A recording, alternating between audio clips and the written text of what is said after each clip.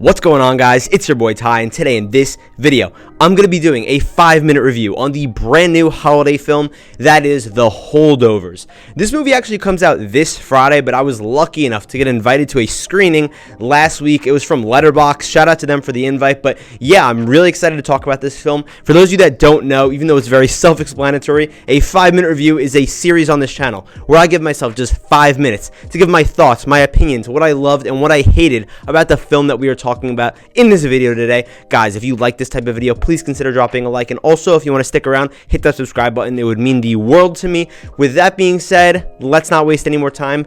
3, 2, 1. Alright guys, timer just started. Let's get right into this review. So, going into this movie, honestly, I did not know that much at all. I mean, I saw like one trailer a while back. I knew it was a holiday film, and I knew that it had Paul Giamatti in it, but I was still pretty hooked because it just intrigued me. It was interesting to me. Once I got invited to the screening, I was like, sure, I'll go, I'll make a review on it. And I've got to say, as someone that does enjoy holiday movies, I definitely loved this one. So, for those of you that don't know, it takes place around Christmas time at like this private high school for like rich kids. And basically, over winter break, there's these kids that are the holdovers that don't go home for winter break. So, there has to be one teacher that gets stuck as being the chaperone for them. And that ends up being Paul Giamatti's character, who kind of gets screwed over into being with them. But he's not much of like a people person. He's kind of like mean-spirited, and he just has his own ways. He's very by the book, and students don't like him for that reason. So we've got our main couple of characters here just staying with him over break, and we just see their relationships kind of form and the way that they interact with each other. I've got to say, this was a great dramedy. It has a lot of drama in it. It has a lot of emotion.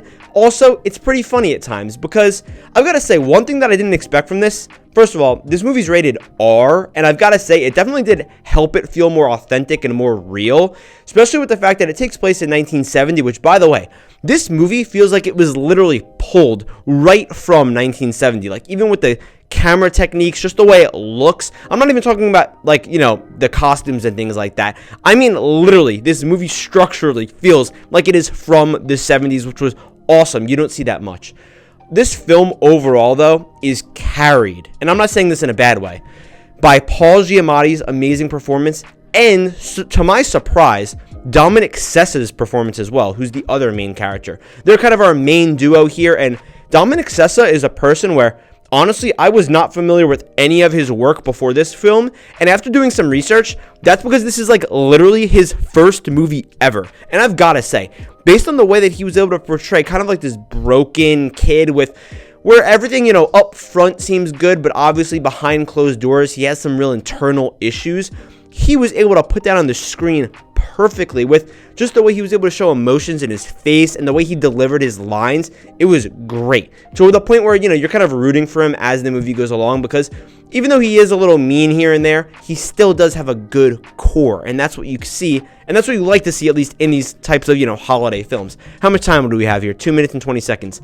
Moving on to our other co-lead here, Paul Giamatti. Wow, he gave it his all here. Obviously, the guy's been around for years at this point. It's not like a surprise. Oh my God, he's given an amazing performance.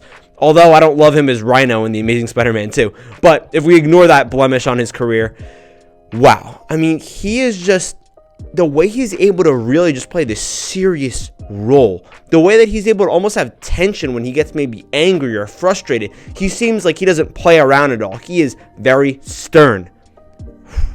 Wow, this is worth it just to go see it alone based off the performances, I'm telling you. On top of that, I really like the way that this story plays out. I thought at first, wow, we're just going to be sitting here in this school for like 2 hours, because this movie actually runs for a little over 2 hours, which I didn't really expect.